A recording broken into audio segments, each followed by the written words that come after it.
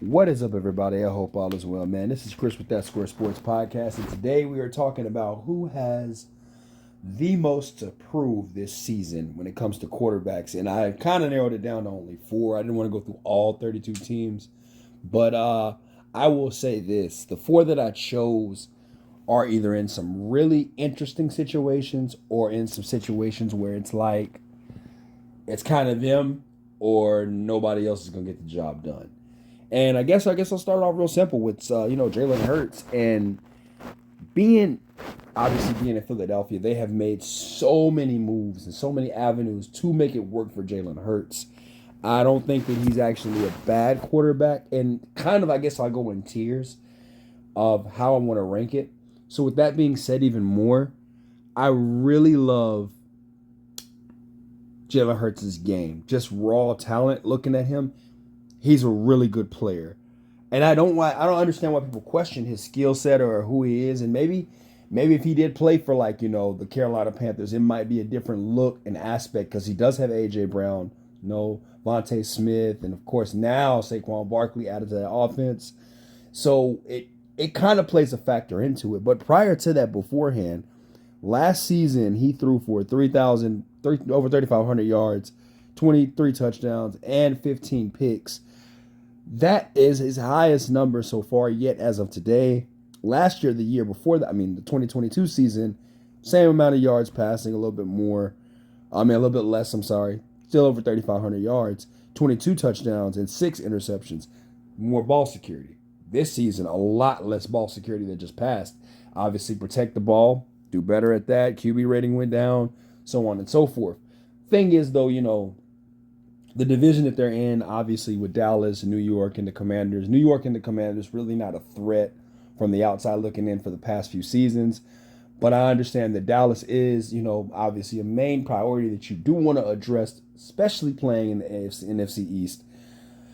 With that also being said, on top of that, Dallas's defense last year was great. Although Dan Quinn is gone, he's now in Washington, and he's probably going to turn that defense around. And probably by week 7 or 8, Washington will probably be a top defense again. It'll happen. Now, looking at Hurts and watching him play, he's been to the playoffs. He's actually been to a Super Bowl. I mean, to be honest, let's be real. It wasn't even his fault that the Eagles lost that Super Bowl. It was due to their secondary. Even the playoff game against the Bucs was the secondary. I'm sitting there making a lot of cases for Hurts in his defense. So when people say, what does he have to prove? I think this year he has to pretty much prove that he got to win a Super Bowl for y'all to leave him alone, which every quarterback has to do that, and that's a bit of a high reach. I think that Hurts is not a bad QB. I think that Hurts deserves to get paid. I think that the Eagles have gone the right route about paying all their players first before they go ahead and put him in the market. Hurts, I think he's eligible, and I think it's time. I think it's ready. I honestly believe that, Hurts, if we were, like I said, we're breaking it down in tiers, is the best quarterback in the best situation to be the best player, to make a difference and improving the Eagles better, obviously doing better. I understand they've brought in offensive guys. They've brought in a good coaching staff, drafted really well this year, addressed a lot of the needs. I think that this team as a whole is ready to take the next step. They still got San Fran, which is probably going to do a video about that. They're about to be a train wreck. But outside of San Fran, really, it's just, little other teams such as Detroit, who kind of had a surprise year, Green Bay, who's got the young gunners. You know what I mean? So it's a lot of experimental teams in the NFC. So the AFC is really the problem. We definitely going to get into that. And I'm going to kind of segue into that real quick with this one. Next up is Justin Herbert. Justin Herbert is a little bit of a different ball game. All right, guys. He really is on the opposite side of Jalen Hurts when I talk about quarterbacks in this tier. Now, obviously, Jalen Hurts, like I said, has the better situation right now. He's actually gone to a Super Bowl. The proving point for him is, can he keep up this level of playing? As for Justin Herbert, now you are the star. You have to keep pretty much hope alive for the Chargers. And I understand, new coach, the departure of players of Mike Williams, Keenan Allen. Austin Eckler. But when you really look at it, to be honest with you, that team was really depleted when it came to injuries, a lot more than people really realize. So I think that when you look at Herbert's situation, it's not as a matter of all the talent is gone. It's more of he just got to protect, and he's got to protect the ball, and also try not to be injured, which kind of comes down to offensive line play more so, and risk taking. But I will say this about Herbert: coming in the league, obviously he's attached to Tua, which sucks because Herbert's really doing a good job. Tua's got all the tools and all the weapons, the young gunners, everything. Arguably, to me, one of the best receivers in the league, Tyreek Hill. You could make the argument Justin Jefferson, Tyreek Hill if you want to. I know people will probably say JJ, Justin Jefferson is better. I understand that, but also Tyreek Hill, he is unguardable. Unguardable. So they both are what and what. It depends on what you're looking for. But having somebody like a Tyreek Hill in your offense makes it like a cheat code. Justin Jefferson in your offense, like a cheat code. When you look at the Chargers and you see the inconsistency of Keenan Allen, Mike Williams never on the field. And what I mean by like Keenan Allen and inconsistency, it's not that he was a bad player. Keenan Allen was going to put you up 1,000 yards pretty much season-wise. But he is older, little nagging injuries, small things like that. They add up over time. Same thing with Austin Eckler, the ankles, God, Lee. The run game was horrible last year. So I mean, it was really just mostly Herbert. And in the AFC West, you got Kansas City, which is funny enough. They actually play Kansas City really well. I know they play them 2 times out the year, but that loss to the Raiders, that 63. Oh my God, Sam, come on, bro. The Chargers, Jesus Christ, and it's crazy because it's his 3rd coach already in the league, and he's been in the league since 2020. It's been 4 years, and this is his 3rd coach. Jim Harbaugh, Anthony Lynn, and now, the dude, I freaking can't stand him, Staley, can't stand him. But when I look at this, Jim Harbaugh, it sucks because it's more of now what is Jim's going to get credit for because he's in a blessed situation versus Herbert being that man. He's going to be that man. He's going to be that man because his numbers last year, obviously 20-7, 20 touchdowns, 7 interceptions, over 3,000 yards passing. But prior to that, 2022 season, 2021 season, 2020 season, 4,000 yards plus, over 25 touchdowns plus. This was a down year for him last year. That's the crazy thing about it. And then, people often say that Herbert is a little bit overrated due to his situation that he's in. I think that it was just bad coaching. We all look at Jared Goff. We thought Jared Goff was a bust in 1 year. Turns out it's just you got to get the right system. Sean McVay came in. The rest was history, right? Wins 11 games, 10 games, goes to a Super Bowl. He does lose to the great Tom Brady and the boys. But if we base it, like I said, and it's kind of reverse, this was a down year for Justin Herbert. And a down year, 27 picks, 93 QBR rating, that's not too bad because his best QBR rating is 98.3. That's not bad at all. That's not bad at all. And, I understand that people are going to be like really putting more pressure on Herbert. But now you also got that excuse, too, that he does play with a lot of rookies. He's also got a brand new offense. And I think he's the most adjustable out of all the quarterbacks that I'm talking about in this video. He really has gone through 3 different style of coaches. You know what I mean? So I think he's the most versatile out of all of them. I just don't think that he's in the most blessed situation as Jalen Hurts was. However, you got one player who kind of did have a blessed situation and couldn't seem to get past Mahomes either. And that would be Joshua Allen. All right. Now, we talked about Herbert. We talked about Hurts. Now, Josh Allen, where do we start with him? Man, oh man, when you talk about having a Stephon Diggs and having a Gabe Davis, just a really good defense, and I know that he's been in the league a little bit longer than most of these guys. So honestly, it sucks because Josh Allen really had to be groomed into this guy that he is now. And you can honestly make the argument, him and Diggs were attached at the hip.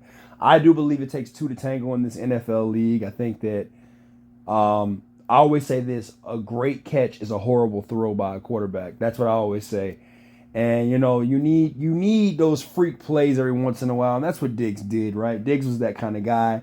Davis was that gadget dude that every once in a while, that was what made him famous, is because of that. So it's one of those things where like I look at the Bills and I say, dang man, like some things just never change. And as a child, I'm old enough to remember when the Bills went to the Super Bowl. I saw them go back to back. I know that they went 4 times, but that's when I was cognizant and understand football, when they went back to back. And then I see this again in the repeat where they continue to lose to Kansas City over and over and over. Now, as this list, like I said, in the tier where we've got, Jalen Hurts and we've got, Justin Herbert, where they don't really have too much to prove because they are those guys in those areas and situations. Josh Allen has pretty much all that he needs to be proven right here, and this season has to be that one. I mean, quite frankly, let's be realistic. He has been one of those guys. He's been one of those dudes in the league since Diggs got there in 2020. Prior to that, obviously, he was not, I wouldn't say he wasn't an average quarterback because he had the same numbers as Justin Herbert in 2019 with 20 touchdowns and 9 interceptions, over 3,000 yards. I think that's really, that's solid for a QB in the NFL, I think, to be honest with you. I know a lot of people might argue with me in the comments, but to me, to be honest with you, putting up 20 touchdowns, 9 picks, it's not too bad. It's an average quarterback number stat that I think in today's game is not that bad. But the next season, obviously, 4,500 yards plus 37 touchdowns, 10 picks. Obviously, he knows how to take care of the ball. But this year that has passed in 2023, he definitely regressed. I know that obviously factors play in with the whole Diggs situation, the chemistry. I think that the Bills are a better team when they run the ball. That's just me, 100%. I watched the whole shift. Use James Cook. You got him back there. You had Dalvin Singletary. Utilize your running backs. I think that Josh Allen should not be the best running back option. The same thing with Lamar Jackson. Do what you got to do, Buffalo. But this is where I say you pretty much depleted your entire roster. And Josh Allen has some gigantic shoes to fill. I would like to see if you can't make the argument that he's overrated because he's kind of come quite a bit of a way. And now, granted, I might take back this statement as the season goes along this year. But this is what I'm just saying right now. He's got a lot to prove on this chart. Oh man, it's a lot. It's a lot. He's definitely up there when it comes to it. And I think more so, I know the draft was okay. It's kind of cool. They got that guy Coleman who's pretty funny. But outside of that, I didn't really see a pick that kind of just wowed me. But we'll see what Buffalo does because sometimes you could have a draft class that could be suspect in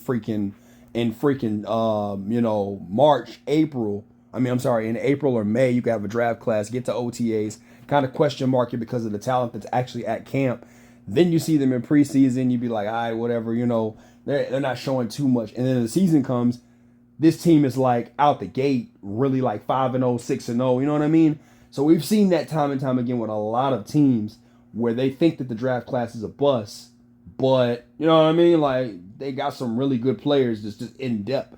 So I want to see more from Justin Herbert. I'm sorry, not Justin Herbert. Josh Allen this year. If he could throw over 30 touchdowns, that's a bit of a reach. I'm gonna be realistic. If he can get over 25, that's to me that's a gigantic goal, especially with his talent that has been depleted. I understand that might be regressing in his numbers, but if he's got a QBR rating over 90, 25 touchdown passes, maybe less than 10, 9. I say 10 picks, less than 10 picks this year, kind of really tries to take care of the ball. I don't think he did bad. I think he did okay. I think he actually proved that he can maintain and, next year obviously have more to build off of with draft picks, understanding what Jim Harbaugh's direction might be. So, I think that's really good. So I don't really understand the whole dynamic, but I do think that he has been in the most blessed situations out of the 3 that we've talked about so far, but not going to the Super Bowl, unlike Jalen Hurts getting over the hump and actually winning the NFC. He has not won the AFC. I know that Pat Mahomes is probably going to be the greatest quarterback of our lifetime, I got to see Brady play and a little bit of Joe Montana. So, my lifetime is a little bit different. Yours maybe depends on how you look at it. But Mahomes, excuse me, is that guy. He is that guy, like real talk, bro. So it's kind of one of those things where you beat Mahomes, you will win a ring. That's how I look at it. But nothing holds more than to the last guy on this list, and that is your boy Deshaun Watson. Deshaun Watson, man. Deshaun Watson. How do I begin and where do I start? Oh my gosh. All right. As a Texans fan, I hated the fact that Deshaun Watson was on a team that just was horrible. But at the same time, as a Texans fan, I have to thank him for his situation, I guess. And I know that we're not going to really talk more and more about the Texans, but I kind of got to thank Cleveland for taking this whole problem head on. Although I will say this, out of all the quarterbacks I talked about today, I do believe that Deshaun Watson was the chosen one. What is it, Anakin? You were the Yeah, he was the chosen one, bro. I really believed Deshaun Watson was the best of these four quarterbacks and probably can still be that way if he just didn't get touched by the Cleveland curse. I don't know what it is about Cleveland, but they are just cursed. And all right, we'll talk X's and O's now. Having a roster with Amari Cooper, Njoku, Elijah Moore, Donovan Peoples-Jones, it kind of was one of those things where I'm like, it wasn't like all-star receivers, but these guys can get open and make plays happen. I just saw the fact that Joe Flacco came in and took his job right away. Now, before you guys go crazy talking about, well, the injuries or, the injuries or the allegations made him have less games to play, this and that. When you look at the return on the investment of Cleveland right now, the shoulder injury is already enough said to me about Deshaun Watson. He never had any shoulder problems when he was down in Houston. And then he got to Cleveland and it's like all these problems with the injuries and this and that. And I'm saying to myself, like, you guys probably had the best defense in football. Yes, over the 49ers, the Cleveland Browns had the best defense in football. Probably had the best offensive line in football. And then on top of that, you had Nick Chubb. The man has no neck, but still got good direction. I don't know what to tell you. I really don't know what to tell you when it comes to situations like this. Except for last year. Last year was one of the craziest things. Kevin Stefanski still made a way for them to go to the playoffs. Without the absence of Deshaun Watson and Nick Chubb, they still found ways to win. Which now makes me wonder, well, that's for a whole nother video, but his level of proving stuff has gone exponentially through the roof to the point where you kind of question the fact of not just the trade, him being on the roster. Is he even worth staying there? And what sucks is the fact that, he's not that old. He's about 20. I think he's 29, 28 years old. He's 28 years old. So, which means he still has a lot of football left in him. About 2 or 3 great years of him still having his mobility of running. And then after that, it's kind of probably going to sneak to him being a pocket passer, which he already is. Let's just be realistic. He already is like that. And I just want to say, like, respectfully, in a case, like, as a Cleveland fan, like, you're not getting what you wanted. And it's time to either, like, it's just, oh man, in the 3 years that he's going to be there, this is what he has to do. His first year was obviously 7 touchdowns. And then ironically enough, last year he also threw 7 touchdowns. It's almost damn near literally identical with 1,000 yards. He's thrown for 1,102 yards. And then the next year he threw for 1,115 yards. 4 picks, 5 picks. Like, there's really no difference in this at all. And yet Cleveland has still found a way to win games without him. He has to prove now, like I said, is he going to be on the roster? And if so, who's going to take the chance to pick him up?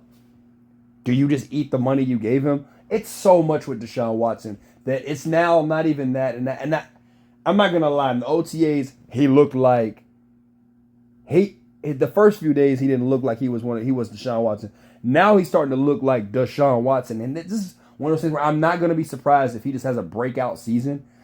Because I want him to have one at this point. It's like I'm rooting for the guy at this point out of desperation, like Derrick Rose type. You know what I mean? Like I want to see you drop 50 tonight, but it's hard because maybe your better years are really truthfully behind you. And that's okay because it's not like you were a bad quarterback. It's just the situation sucks because you're in Cleveland and they paid so much to get you. You know? I don't know about all that, but guys, let me know what you think in the comments though about this. Who has the most to prove out of these four? And if you guys got some honorable mentions, like I thought for a while, obviously Tua, Baker Mayfield, Dak Prescott. But I looked at their situations and I was kind of like, well, I don't really know too much when it comes to those guys because I think, preferably, they might be the ones that need to just get over the hump. Who knows? Let me know in the comments. Peace.